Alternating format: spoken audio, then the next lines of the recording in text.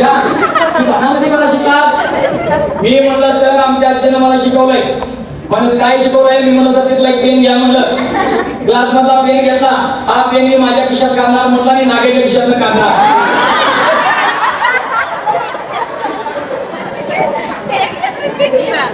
आमचं सर म्हणलं अन्याय एवढा हुशार मला माहित नव्हतं. करूया पेन दिला पोरांनो. माझ्या खिशात पेन घातला म्हणलं ओम भट्ट नाग्याकडे सर गेलं. नाग्याला खिशाला हात घातला. नाग्याकडे मला सांगू शकत नाही चोरलाय. नागे म्हणला अरे बाप रे काय चमत्कार म्हणला. तुम्हाला सांगतो एवढा आनंद झाला. माझ्याकडे पेन होता नाग्याकडे पेन नव्हता. असा टूटून उड्या मारून बाहेर चालू तर नाग्या मला थांबा सर. ते म्हणलं काय झालं? माझ्या पण आजीनं मला भानामध्ये शिकवलं. आता तुम्हाला म्हणलं नाग्या म्हणला अन्य खिशातनं पेन घालून दुसऱ्या खिशातनं पेन काढते. मी फक्त खिशात हात घालून अन्याच्या खिशातनं पेन काढणार होता. नाग्यानं खिशात हात घातला.